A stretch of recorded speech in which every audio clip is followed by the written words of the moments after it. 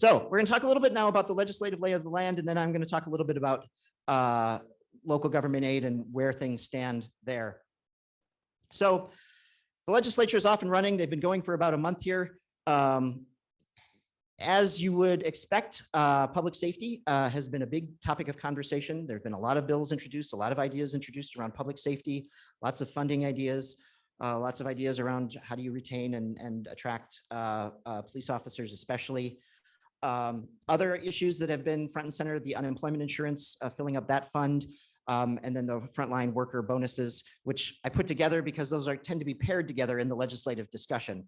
The Republicans want to be sure that we do the UI insurance piece, and the Democrats are big on the frontline worker bonus. Not only the $250 million that the legislature agreed to last year, but has still not agreed on how to distribute it, but they want to go up to $1 billion. So looking at spending a lot of money on those if the Democrats had their way. So March is going to be a flurry of activity with most of the initial bills in each body finalized by the beginning of the legislative Easter Passover break. So by about the first week in April, we'll have a pretty good outline of what each the House and the Senate want to do in terms of their priorities. And we'll talk a little bit about some of that here. April and May will be a key time for the bonding bill, which of course is really the business of the year and any normal year, and something that we're going to talk a bit. Supplemental budget, they've got lots of money to spend, as we'll hear. And the question is, will they be able to figure out how to spend it? As you would expect, Republicans are looking at tax cuts, Democrats are looking at more spending on different programs. We'll see how that shakes out. And then also that'll be a key time for LGA and the tax bill. So there are lots of money to spend. This almost feels more like a budget session. Remember, we did the budget last year, but this almost feels more like a budget session than a bonding session. So when I started my career, we were in the time of deficits, and we were like, whoa, only $1 billion deficit? That's not bad. We can deal with that. And then we got into about 2013, 2014, the time of surpluses. And we thought, oh, a surplus of $4 billion. Wow, that's a lot of money. And then we got to $6 billion and like, oh, this is unprecedented. And then last November, we had a forecast of $7.7 billion surplus. Unheard of, highest ever, holy cow. And then just Monday, they come out with a forecast that is a surplus of $9.3 billion. Now, obviously, there's a lot of caveats to that. There's inflation, there's the war in Ukraine, there's still the path of COVID. There's a lot of caveats that you put on a forecast like this, but it is a significant amount of money. And there is a significant amount of discussion in terms of how do you spend it? How do you deal with that? And that's going to be really the object of discussion here for the legislature. Going out to the next biennium, so the $9 billion is just what they have to spend in this 2-year budget period, or extra. Going out to the next biennium, in terms of what the surplus is, a slight increase, went from about $6 billion for the next budget cycle from the November forecast up to just above $6 billion, 6.3 or so here in the most recent forecast. And so that is the money that the legislature can sort of think about and plan on, and I'll put that in quotes, going out into the next budget, the one that they will do in 2023 after the new legislature is elected. So lots of money at play here. It's really kind of unprecedented, again, though, with all the warnings and qualifications that sober-minded budget forecasters would put on it. The state budget reserve, this is something that we pay a little bit of attention to. You see here in 2009, 2010, it had been emptied.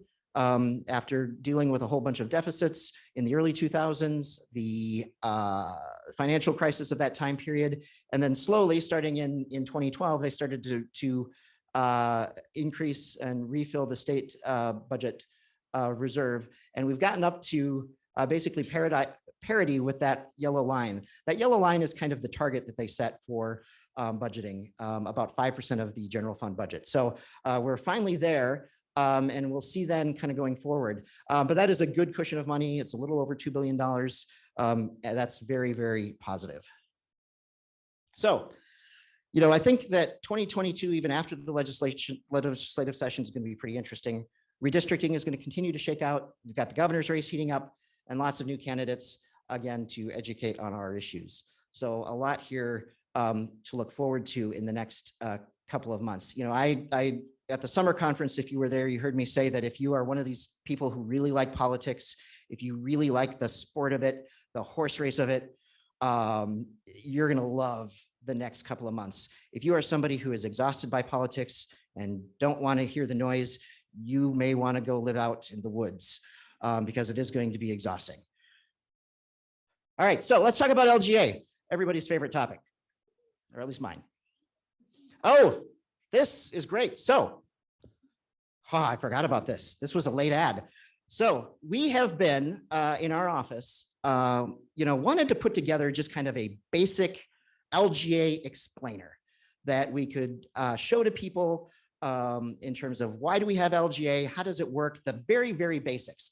And this is something that I think I envision using as a tool with candidates for the legislature. I think this is something that you can use as a tool to educate your own colleagues on your councils, that if they have just if they know nothing about LGA, this is a good front door to the process before you get talking about very difficult formula things and coefficients and regression analysis and all that. This is the simple version. And so this is something that we've spent a bunch of time coming up with. I think it's pretty good. I think it's going to be fun, and hopefully we can play it and have it be audible. Let's see what happens.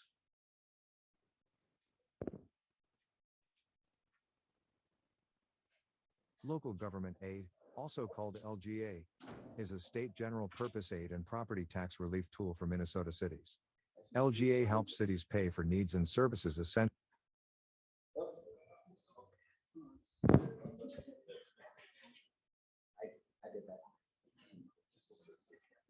Minnesotans across the state have the opportunity to live in a vibrant community. In Minnesota, local governments have historically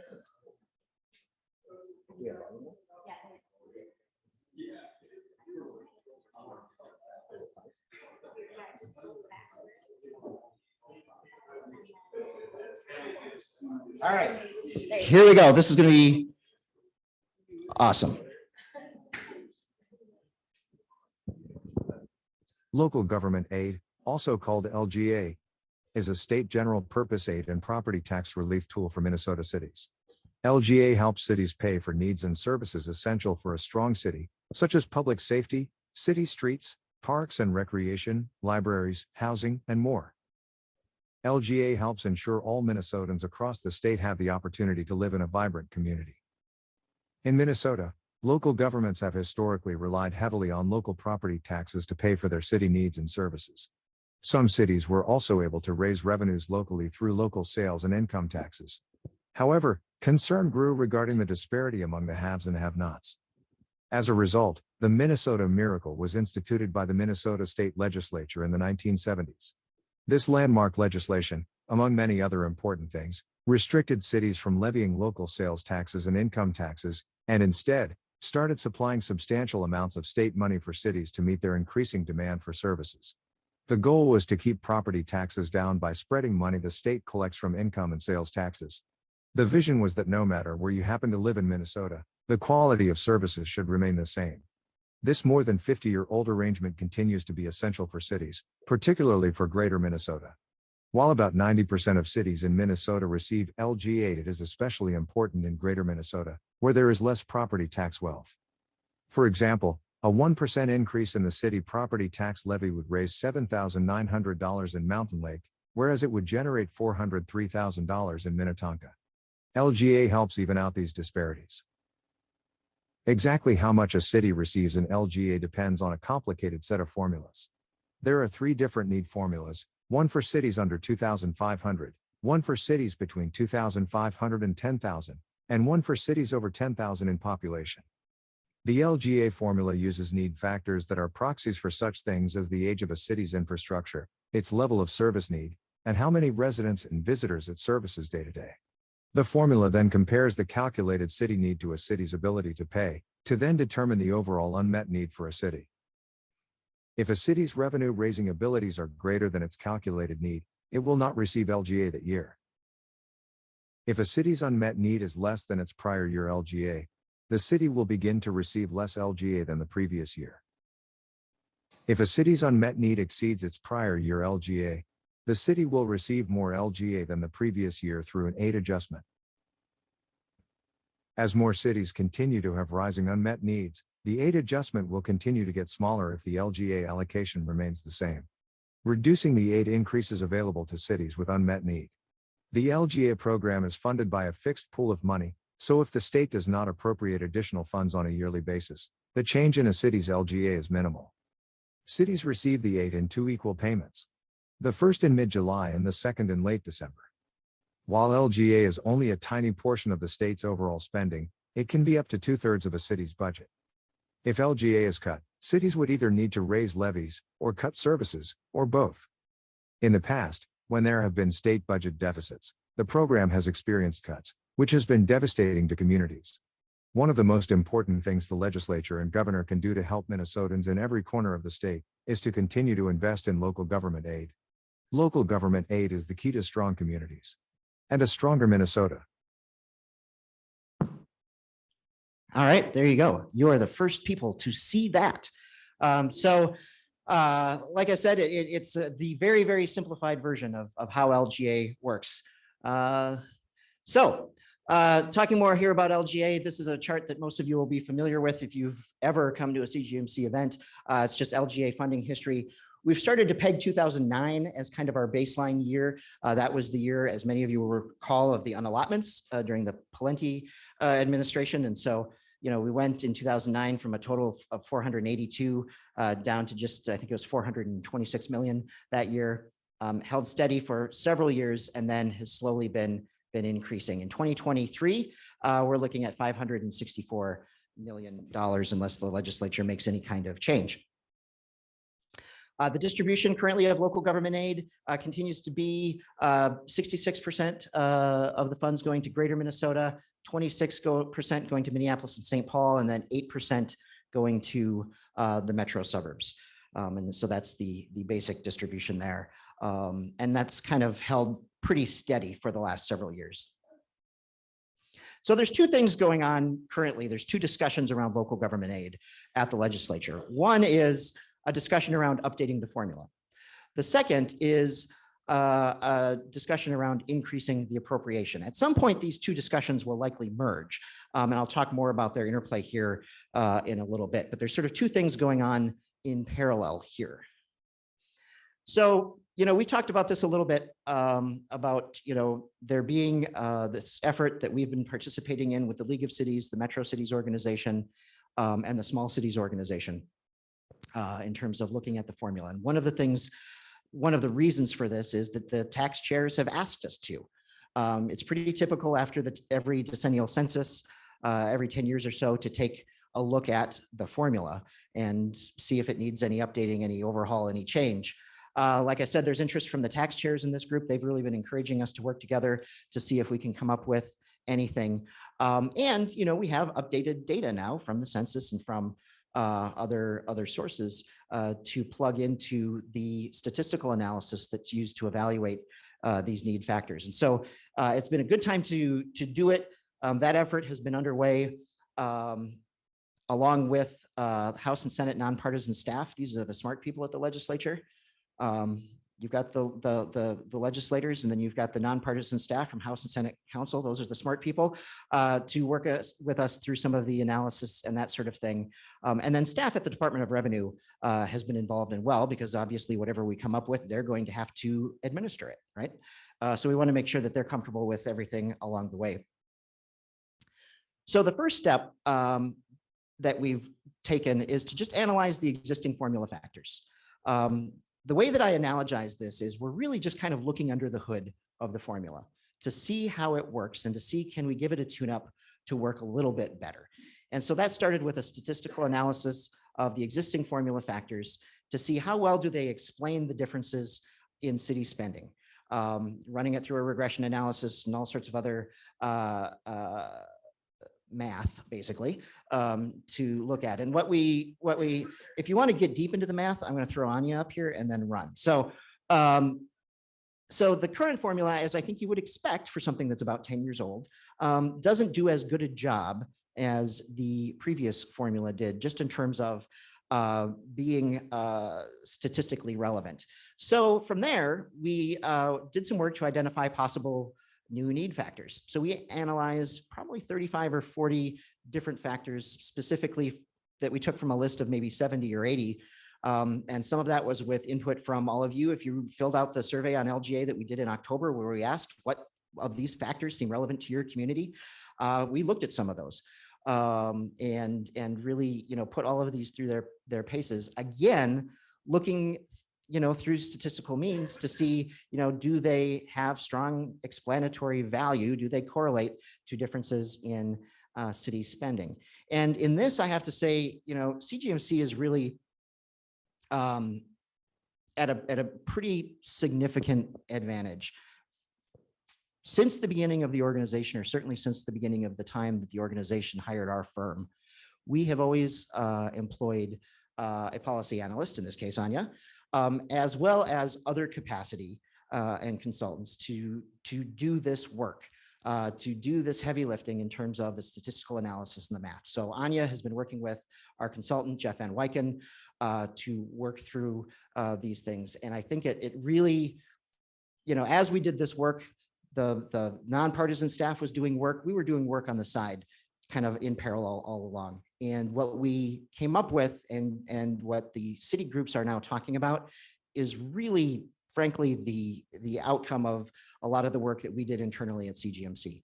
And so I think that we had a lot of our fingerprints on what is going to be talked about here and what's going to be discussed. So the potential updated formula. And I want to really stress here, this is all just very potential. This is a work in progress. And this is something that the city groups have coalesced around. This is something that is still being unveiled to cities across the state. The league board had a discussion of it about 2 weeks ago. Our board has been discussing it. Some cities have seen some of this material, some of them have not. And so it's step one here is to get your temperature on some of this and see if you kind of feel positive about it. So like I said, we really are just doing kind of a look under the hood here to see what needs to be tuned up. And so what we've come up with really does maintain the current architecture of the existing formula. It still splits cities into 3 different categories based on their population, up to 2,500 to 10,000, 10,000 and above. It maintains the same capacity or the same method of calculating a city's capacity in terms of the average net tax capacity and your tax rate. And it maintains the same method for distributing money within the formula, especially when you add money, because the formula calculates everybody's need, but we don't have enough money to meet those needs. And so then as you add money to the formula, you've got to have a mechanism for distributing that money. And it maintains that same mechanism for distributing money within the formula that is new. So again, really the only things that we're tweaking here are the need factors. So I'm going to run through this fairly quickly. And if we have more questions, you can ask.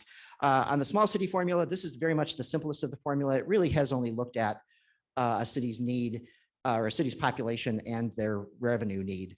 And so that revenue need had been capped at $6 or $610 per capita. Boy, it'd be really stingy if it was only $6. $610 per capita. And so what we saw was a lot of the small cities, especially the ones who are closer to 2,500 in population, were bumping up against that cap, and probably it was not accurately predicting what their needs were. And so we're basically maintaining, again, the same sort of thing. We're looking at population, but we're using something known as the logarithm of population. This has been done in formulas in the past. So we've still got that population piece, but what that does is it removes the need for a cap. And so cities, it will more accurately predict and meet the needs for small cities. The medium-sized cities, again, the 2,500 to 10,000. On the left there, you've got the current need factors, pre-1940 housing, peak population decline, your average household size, and then there was a sparsity adjustment in there that looked at your population per square mile of your city. I mean, we've got some cities in the state of Minnesota that are are giant geographically, but have very few people and therefore very few properties that generate value to meet those needs. The new factors that again had kind of the strongest correlation in terms of city spending differences. We keep the pre-1940s housing, we keep the peak population decline, but we add in percentage of commercial, industrial, and utility property market value. Think about this somewhat as in the large formula, there's currently a jobs per capita. Think about this as the overburden that comes into your community. You've got businesses, you've got stores, you've got shops, you've got commercial activity. Those have employees, those have customers, those have vendors that are coming in from outside of the city, putting pressure on services and infrastructure. And so it accounts for that kind of regional centerness really of a city, even if you are a medium city. And then the adjusted net tax capacity per capita is also something that has been used in the past as well.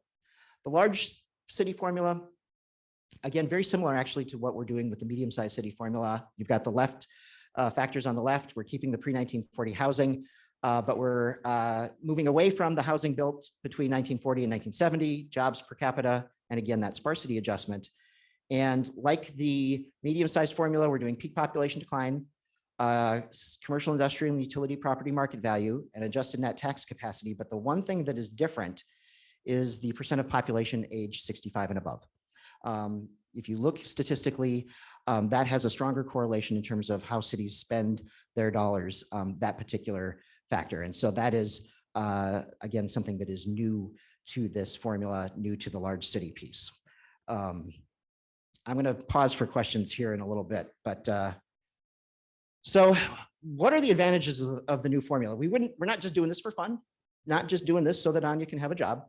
We're really trying to figure out how can we maximize this process for our cities. Now, many of you have probably already found the LGA run that is in your folder. And the common thing to do is to look at your city, look at what you got look at what you get on $90 million on the current formula and what are you getting on $90 million on a new formula. And what you see is even though what $90 million on a new formula is more than you're getting now in 2022, it's less, maybe a little bit, than what you're getting if you just put $90 million on the current formula. So why are we doing this? I want you to understand why we are doing this. So in just about every case, what you are going to see here is that for cities across the state, it increases what their unmet need is, which means it increases the gap between what you are getting in LGA today and what the formula says you should get if it were fully funded. That's your unmet need. And so that we know that number, we know that maximum LGA number for a city in any given year. And so right now, we'll just run through a couple of examples, and I think most of them are actually here in the room. City of Eveleth gets $2.9 million in LGA here in 2022. Now, with current law, their unmet need is $4.6 million. That means at a certain point, once they hit $4.6 million, you can pile money onto the formula all you want, but it doesn't move the needle for them. There are a couple of cities who are experiencing this in the room right now. So what happens then is with the new formula, oops, wrong button. The new formula, their unmet need, their sort of max LGA that they can get if the formula were fully funded goes from 4.6 to 5.1 million. So this lengthens the runway. And so while it may look like you are giving up a little bit here on the front end by giving up a current law formula, what you are adding in the long run is more certainty and a longer runway until you max out in terms of your LGA. Now, this is predicated, of course, on the fact that the legislature has to continue to put money into the program, but that's why we're here, right? To make that case. Likewise, with the city of Fairmont, their current unmet need total is 4.9. For them, it would move to 8. City of Austin, current is 12.5, would move to 16. Moorhead, current is 9.7, would move to 14.6. Just about every city in the room, this is the story for you. Your unmet need, your total maximum LGA, your runway until you max out will be extended with a new formula. And so those are kind of the trade-offs and the issues that we're working with. And I wanted to take a lot of time to explain that because, as you look at just runs without context, right? You're going to see, what am I getting this year? What do I get next year in the current formula? What do I get under a new formula? And that doesn't necessarily tell the whole story. And so from my mind, but you can tell me I'm wrong, from my mind, doing something like this provides more certainty for our cities in the long term. And also, I think just makes the formula a more up-to-date, better predictor of city needs than the current formula is. Other advantages of the program, of the new formula. It decreases the number of cities that are seeing reductions in their LGA, including a number of CGMC cities. And it also slightly decreases the number of cities that receive no LGA. That's something that is very important to legislators.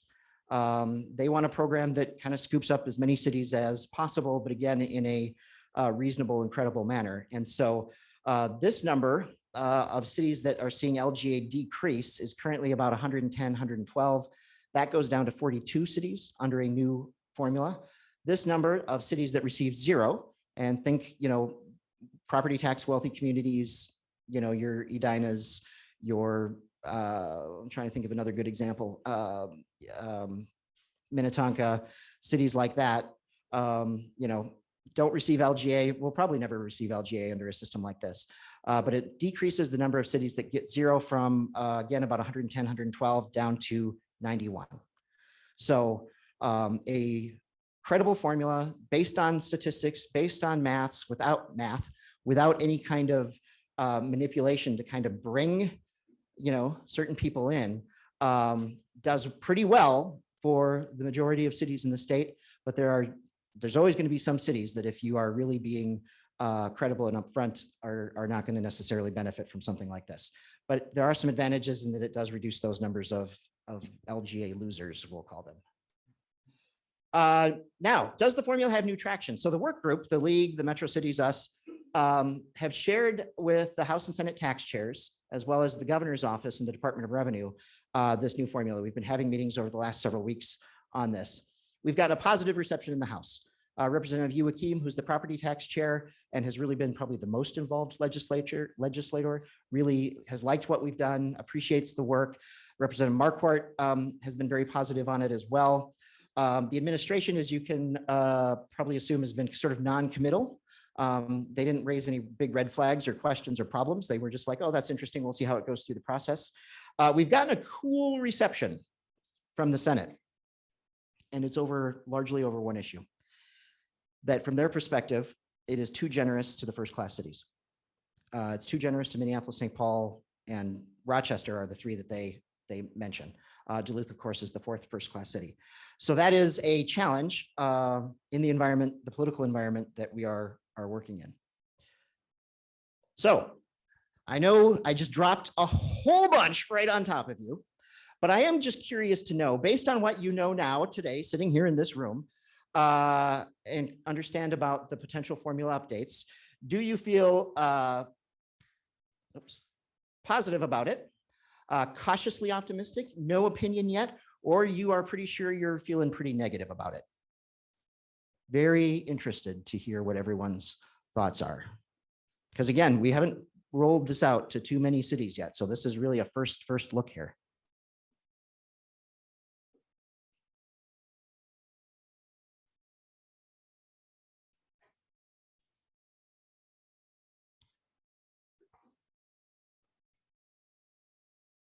All right, let's see what we got.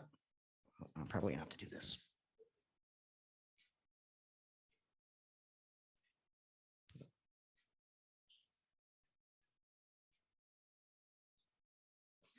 All right, so we've got some that are positive, about 21%, cautiously optimistic there at about 43%, no opinion yet, about a quarter of you, and about 9.5% who have some negative feelings about it. All right, I would be interested if, those of you who did answer in the negative want to catch me at some point and give me your thoughts. I'd really appreciate that.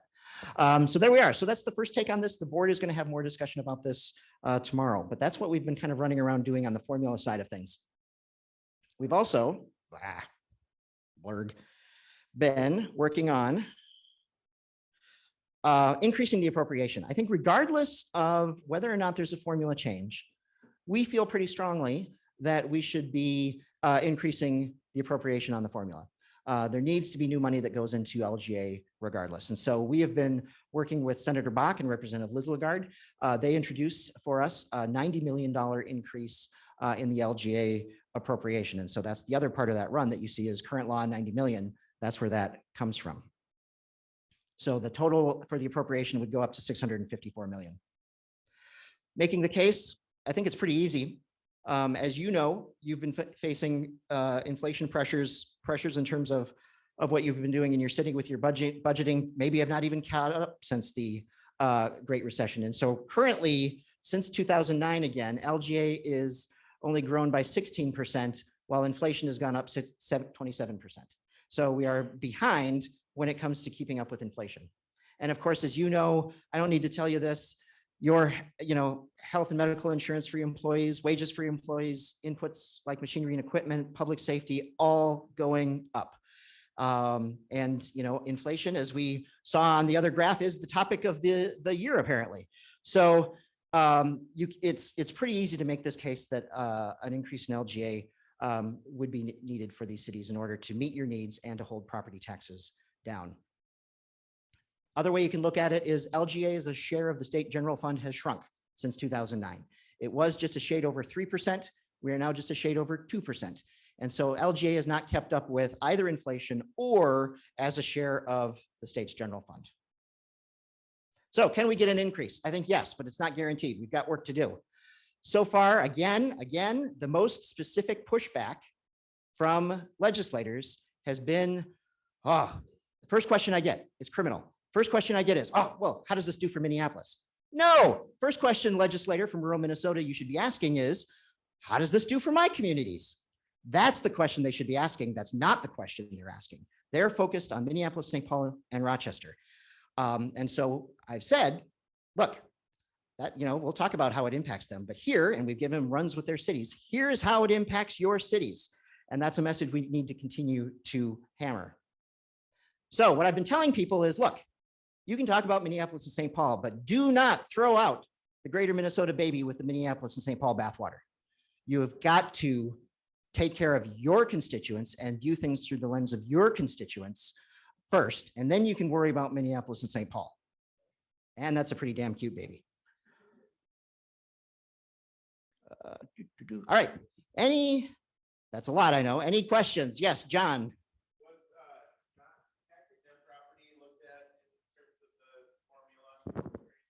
We did look at that, and what we found surprisingly was it didn't have a really strong statistical correlation to city spending. But we did look at that because we had inquiries from a number of cities who, again, if you just kind of look at your own community, right, you're like, oh, well, shoot, we got a college over there, we got a big church over there, we got a county building over there, the state has an office over there. But when you actually look at the math piece of it, it didn't come out as strongly as we thought it might. Yes, sir. So I appreciate not making a decision just immediately on how it affects your city. I like having this breakdown here. But for me, I gotta say, noticeably absent would be 2023, just with the proposal and no $90 million increase that could possibly be in play. Yeah, and I'll tell you what happens with that, because we have done that run. And for most of you, your LGA might increase a couple of $100 or $1,000. But where it makes a really big difference is for those cities that are currently on the decrease. And so it makes a city like Minneapolis stick out. I mean, they'd get millions of dollars if you did that approach, and you guys would get very little. So that is a possibility. And when we have shared that information with legislators, I basically have told them that is not something that we would support.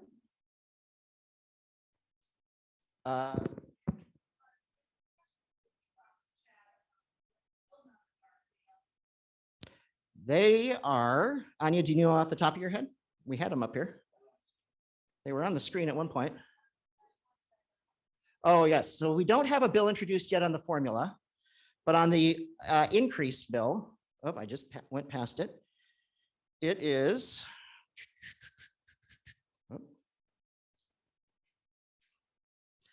House File 3794 and Senate File 3576. So as you're meeting with your legislators, encourage them to sign on to these bills. They've been introduced, but they can still sign on to these bills. These are the bills that increase the appropriation by $90 million. So talk to them about that. We want as many co-authors on this as we can get. There you go. All right. We are going to pause and buzz through some conversation on infrastructure next, and then housing and childcare after. But definitely, if you have more LGA questions later in the day, catch Anya or myself.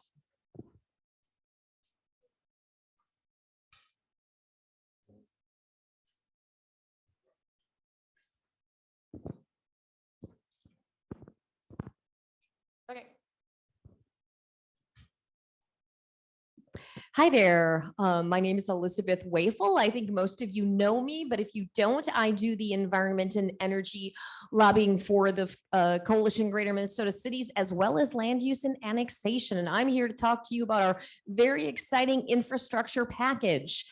We have been working over the last several months with several other organizations, LIUNA, which is really kind of the infrastructure union, as well as Conservation Minnesota, to put together a package of water infrastructure funding and policy changes that we think will transform how we deal with water infrastructure in Minnesota. Why are we doing this? Because our water needs and the increase in them is unabated. I'm sure many of you know this. We had historic levels of funding in the 2022 bonding level, but even with that, the PFA programs were not fully funded. The federal infrastructure funds are going to help, but they don't do everything. And as you all know, we have a lot of aging infrastructure and regulatory requirements that are driving our costs up. In addition, increasing weather events are wreaking havoc, and we've got lead line problems throughout the state. 20-year wastewater needs, just, every 2 years, MPCA estimates where our wastewater needs are, and heck, they're up 22% over the last 2 years to $5.3 billion needs for the next 20 years. And I think that's going to go up even more. Drinking water needs, sort of a similar state, $7.4 billion in treatment and piping, sort of anticipated throughout Minnesota. So what are we going to do about it? We're going to ask for money and policy changes. We've got our legislation, our bill numbers are right up there, but sort of at a very high level, we're asking for $150 million in the point source implementation grant program. If you're redoing your wastewater facility because of new pollution limits, you know why we're asking for that amount of money. We think that that's really what is needed to start kicking some of these things off the list. That will be combined with a push to end the cap on there. I think cities like Albert Lee and Austin could tell you, like right now, what happens when you cap the PSIG. You just don't get enough money and you got to go in for a separate request. This is why we think it's really important to make those changes. $100 million for the water infrastructure funds. This really helps a lot of our smaller cities get both grants and loans that are necessary, not just to do wastewater plants and ponds, but also just the sewer mains and drinking water mains. And finally, you've all heard a lot of federal money is going to be coming in. Well, to access that money, we need matching funds. And that's the same request that the feds are making. Now, another part of our transformational aspect is that we actually believe that we need a regular source of funding for PSIG. Again, I'll point at Austin, but a couple of years ago, they had a sewer pipe that was eligible for PSIG funding, but what I think had to wait like 3-4 years, right, Craig, to get it because, again, couldn't get enough money into the PSIG. Again, we are also very excited about something new. We are going to be creating a brand new technical assistance grant program. And, this idea came out of a discussion I had with the mayor of Plainview, who also happens to be a wastewater operator. And I'm sure many of you know that it's hard to sort of think big picture. What do I need to do about my wastewater and my drinking water and all these other challenges I have over the next 20 years? Oh, yeah. And by the way, my river keeps flooding. So this is to try and get some technical grants to help identify identify what do we need to be doing long-term? How do we access funds? How do we access some of those special grant programs? And then again, those programmatic changes we're pushing. Now, I need to tell you, I found out as I was sitting here looking at my phone, we actually have this bill scheduled for hearing next Wednesday in a Representative Pulowski's committee. I haven't even had a chance to look at who's on the committee, but it's going to be really important for us to be talking to our House legislators about why we need to push this bill forward, and probably be watching for an action alert on that soon. How do you make the case? Well, I think one big thing to remind people is that if the money's not available, our project costs go up. I mean, Mankato just opened the bids on their large wastewater facility. Costs went up almost 50%. It's been happening to a lot of other cities. Greater Minnesota simply cannot spread the costs the same way that they can in the metro area. We support the metro getting funding, but it's a big difference when you got 1 million person user base versus 1,000 person user base in terms of what you can afford to do. Our aging sewer and wastewater need replacement throughout the state. And, yes, we agree. It's always important to make sure that the regulators are doing what's based in science, but even as we continue to work on regulatory reform, it's really important to know that the needs are still there. So don't let that be an excuse for not funding, our program. Additional requests. Again, we're working with this coalition. Something I've been spending a lot of time on over the last couple of weeks is pushing for money to do lead line mapping and placement. Our goal is to get all the lead lines replaced by 2032, because as you may know, there's no such thing as a safe amount of lead in drinking water. So we're pushing for $10 million to meet the EPA's deadline of having the state mapped out by 2024, as well as $30 million in city grants so that you can work with your citizens to try and get both sides of the line replaced. We're also pushing for stormwater resiliency grants. Again, those big storms are coming and it can cause sewer overflows and other problems for your wastewater and other facilities. And, also we know, again, we're pushing for changes in the PFA program, but even with some of those changes, there's more money needed for individual projects. So we are supportive of putting more money into those projects. Sorry, I know I talk fast, but we're running the time deadline. I think I'll wait till the end for questions on. Does anybody have any questions on the water program? You can also seek me out later today if you have individual questions about what's going on. But I want to talk about everybody's other favorite topic besides wastewater, annexation and land use. That's me every February. Seriously now, I think I've been doing this lobbying on annexation for about a decade, and I swear to God, every February. The Minnesota Association of Townships continues to push for drastic changes to the annexation laws, and it's the same changes they're pushing every year.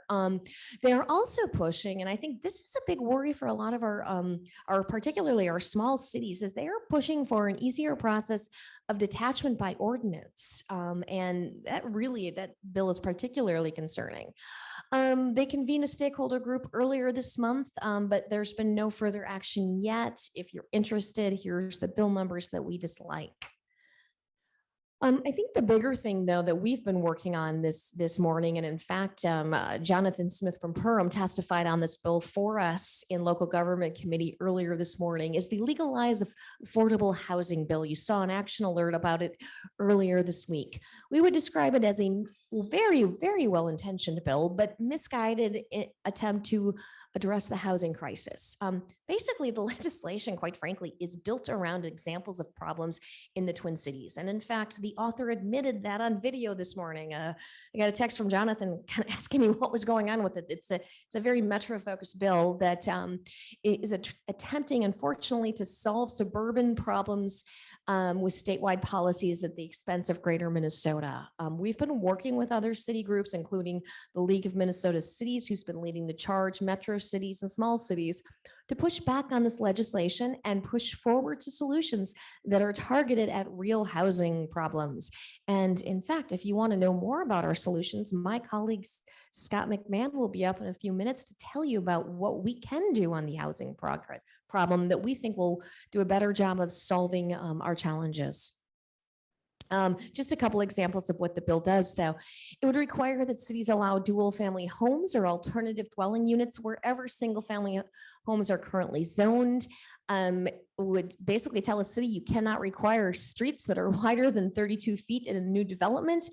And it's a little bit more complex, but basically after you've adopted a comprehensive plan, boom, any housing that you've said should happen in there can happen tomorrow.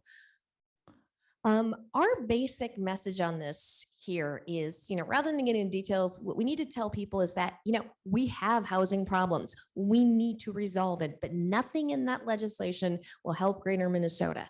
And again, as I mentioned, we have 3 bills that will tackle these issues, and we're very excited to have Scott come up front and tell you about them. Questions? There's my contact information. Again, happy to talk to you about any of those bills. And give me a call, send me an email. I'll be back at the office this afternoon.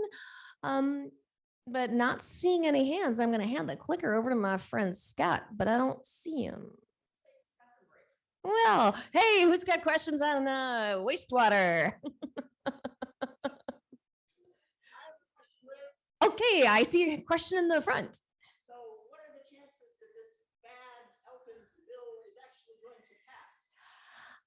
Right now, I would say I would put the chances at under 40%, but we need to continue to be vigilant about it.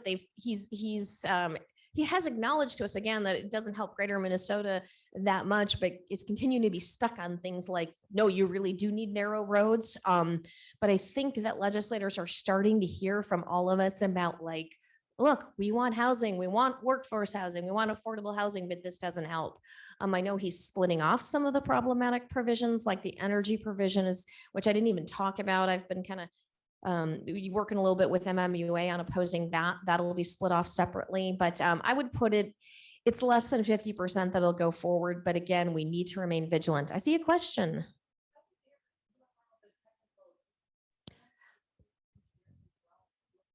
Well, that actually that's a very good question. And it still needs a little bit of refinement. Basically, it would allow cities to either hire someone like rural water or work with their own consultants to sort of develop sort of a bigger picture plan and or use it to help identify, where can you get the funding and whatnot. I know that I've spent time, a lot of time with our mayors and city staff in smaller cities trying to help them sort through some of those things.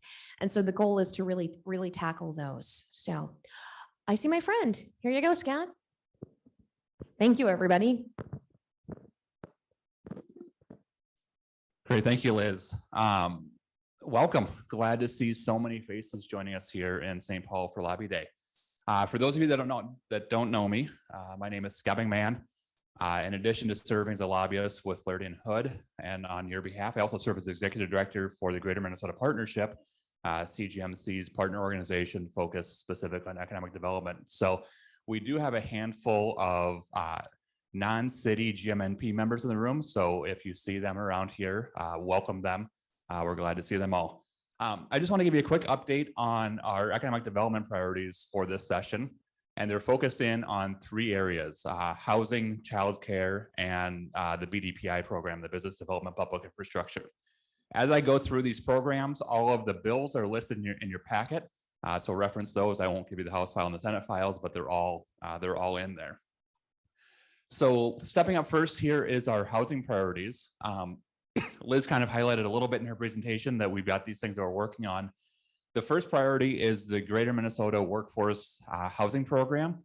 This is an existing program that does great work on our communities, but it has 2 problems. 1, it doesn't have enough money, and 2, it has a policy issue tied in with it. So we're trying to fix those 2 things. So first of all, we want to see $10 million in additional funding into this program. That is in line with the governor's proposal on his housing policies this year. So we're glad to see that one. The second thing is we'd like to see a change in the policy on how much the grant for the program can cover the project cost. Right now it's capped at 25%. Unfortunately, what we see in a lot of communities is once we take the public financing into the equation, we bring in things like prevailing wage, which then increases the cost of the project, and at times it increases it more than the grant is worth. So it becomes an ineffective financing tool for those communities. So we think if we can increase that from 25% up to 50%, that it'll help bring those additional costs into the grant program. The second thing we're looking at doing is establishing a new program for Greater Minnesota that we're calling the Greater Minnesota Fix Up Fund. This would provide $5 million in funding for communities to fix up vacant, dilapidated housing. This still has good bones, but it needs a little bit more work than the families don't want to put into it to get it back in the housing market. So you can take that house, you can put in a new HVAC, new windows, new roof, get it back in your housing stock, get a good family in there, hopefully a workforce family kind of situation. This program would allow grants of up to $200,000 per community. So you can get, if you get that $200,000, you can get, a handful of houses back into your stock if you're in that situation. The third program, what we have learned within the coalition is that the Business Development Public Infrastructure Program works great for building out jobs and industry. It's a great model that we can look at for housing, and we can look at it for childcare. So the Greater Minnesota Housing Public Infrastructure Grant Program would be funded with $2.5 million in the bonding bill. And what these dollars would allow is for cities to access funds to build out the public infrastructure that's needed for new housing developments. So under the bill, you could get grants of up to $16,000 per single family house and $50,000 per multifamily lot. The grants could cover all the traditional public infrastructure, the roads, the sewer, the water, whatever is needed from the public infrastructure side to make those housing situations a reality. What we see too often, as you all know, in Greater Minnesota, is that often the total production cost of a new housing unit is more than what that house will, or that residential unit will appraise for once it's done. So our hope is if we can get the public infrastructure cost out of that equation and pay for it in a different way, that will start to bring that finished cost more in line with the appraisal cost will be, and start to get more housing coming into Greater Minnesota. So that's a quick rundown of our housing priorities. Again, there's information in your packets on that. I do want to transition into childcare now. We've got two main things that we're working on in childcare this year. The first one is the Greater Minnesota Child Care Facilities Grant Program, which, surprise, surprise, looks a lot like BDPI and the housing grant I just explained. This is a program that was created 2 years ago in the last bonding bill, but wasn't funded. And so what we're trying to do is get money into the program. The program has two accounts.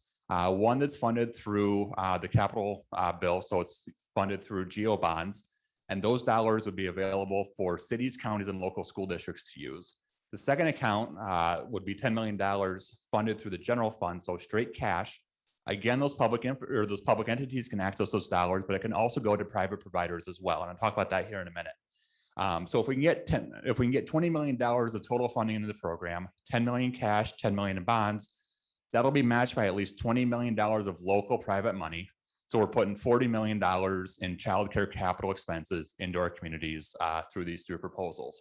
Within the grant, it'll cover up to $500,000 or 50% of the total cost. The issue that we face in Greater Minnesota is we have seen a tremendous decrease in the number of family care providers. So the women having the childcare business in their basements, and we're not seeing that being replaced. But what we're seeing, in the metro is that those spots are being offset by new childcare centers. The challenge that we have in Greater Minnesota is to be financially sustainable, you need a childcare center that has 90 slots or more to make the financing work behind it. But the reality is in most of our communities, we need childcare centers of 40 to 80 slots. So we can't make the business model work in a traditional center, which is why we don't see them happening in Greater Minnesota. But through a program like this, again, we can deal with that capital cost, get that off of the books, and we can build sustainable businesses that will work.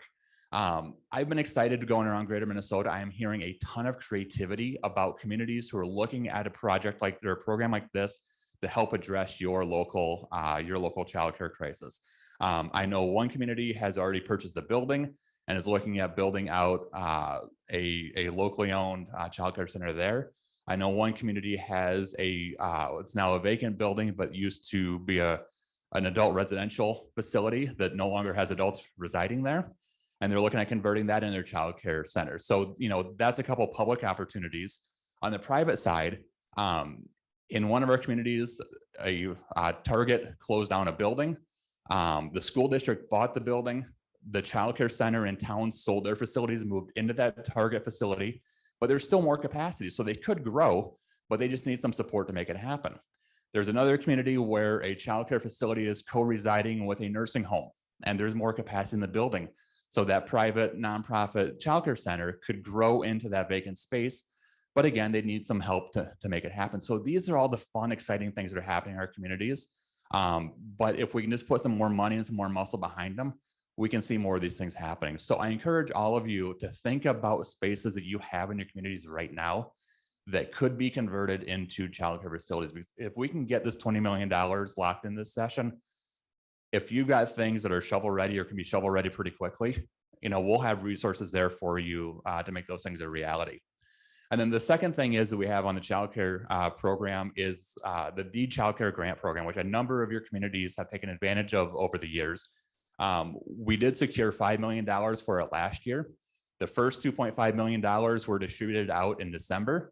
Unfortunately, we had $9.2 million of good solid grants come in to deed that we just didn't have enough money to fund. And so we think if we can get an additional $5 million into that program, we can see, there's really good projects take off and happen in our communities.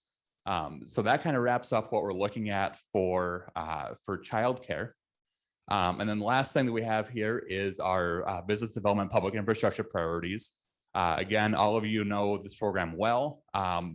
What we do know is that the program right now has a zero cash balance. So if you have a BDPI program or proposal in the pipeline, there's no funding for you right now. We are asking for $20 million in GO bonds to go into that program this session. So hopefully we can get those dollars included in the bonding bill and get that account built back up so that as your communities are coming forward for new business development opportunities in your communities, you've got the funding coming in there. So that is what I have on those parties real quick. If you have any questions, you can always track me down.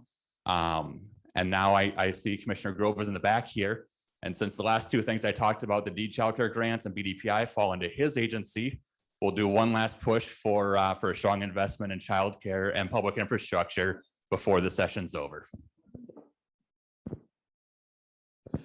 Thanks, Scott.